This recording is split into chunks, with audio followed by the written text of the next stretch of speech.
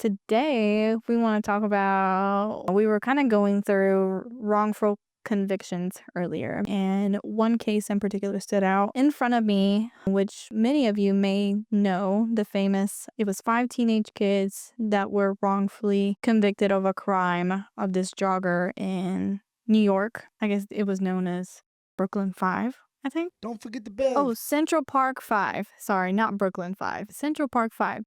So for those of you that don't know this case, it was a jogger out in Central Park where oh my God, I can't say that. Brutally Assaulted and murdered. And they framed these 5 teenage Black and Hispanic kids. They confessed of the murder, which I don't know why they would do that, but I think it's part of interrogation, how police uses their tactic to wanting to basically clear the case and be done with it. But it turns out there was the DNA evidence though, which is the crazy part. They had evidence, but I guess nobody confirmed to make sure it matched one of the 5 boys or even multiple of the 5 boys. So they were sent to prison. However, they found out that the person who actually did the killing belonged to a serial rapist, and they were able to overturn the convictions and they were freed. It's a famous movie out in... Yes. That's what she's talking about. The DNA that they found Yes.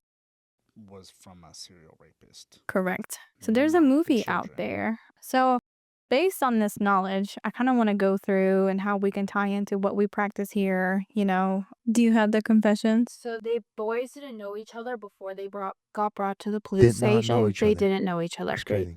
And they're 14 and 15, and the cops basically said, we'll let you off easy if you help us build a case against the other boys, placing them at the crime scene, and then we're able to convict them that way. See, I mean, that's... but you don't think that's manipulation? No, I think that's a reasonable tactic. Like, I legitimately think it's a reasonable tactic. In the sense that, like... But they would... all of them were innocent. One person... I mean, I feel like that's coercion. That's coercion. How do you know they were innocent? What if they worked along with somebody that did it? Is there any connection to the actual person?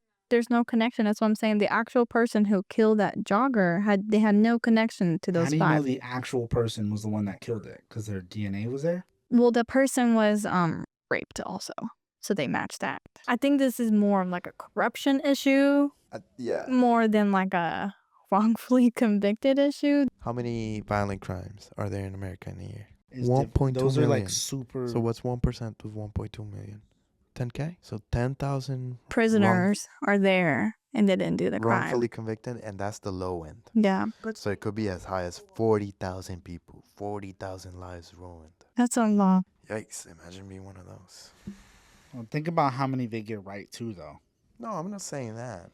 I think it's like part of like the justice. I think those are like one of those things where it's like you see the justice system and you're like, that's why how do you even get everything like right all the time? Right. That's like, why I almost don't like the whole trade-off thing, the plea deal thing, you know? Because you just want to close the case, but and not really put in their position why they should have done better, but I think I can understand where they were going with it, given their circumstance. Because when did they not have enough resources? When did they asking 100%, some kids to lie? 100%. But they didn't ask them to lie. Well, yeah, they basically said that these 3 were there. I think the problem comes from giving so much power to one child. I think that's where the problem was. I don't think the problem is the strategy. I think because they're using the kid to try and fact check the other. I think it's all wrong. I think around it's just wrong. I think it's just coercion. They're using the kid to try and basically fact check and verify that the other kids were there. Yeah. But what if the kid that they asked just lied? Right. But that's what I'm saying is what if that kid was just like, yeah, they were there and those kids were never there. Right. That's what happened. And there, it says like, so it talked about their clothes, and their clothes descriptions were not correct. So that kid told and got the other kids locked up. And they basically use that as like a witness. testimonies. that's It's what I'm fabricated saying. That's what witness. I'm saying is they used him as evidence. I get like the mind behind it, but there's such a big hole in that to where it's like, yeah, but what if that kid was never even? How did this other three came in about in the light of in their faces? Like why those three? Because they were I guess probably they were in the neighborhood, riding around they the might have bicycle. yeah. Thank you for watching another episode of Legal Lounge. If you enjoyed this episode, you can always give our office a call to schedule your free 30-minute consultation with one of our team members. Check the description below and give us a call today.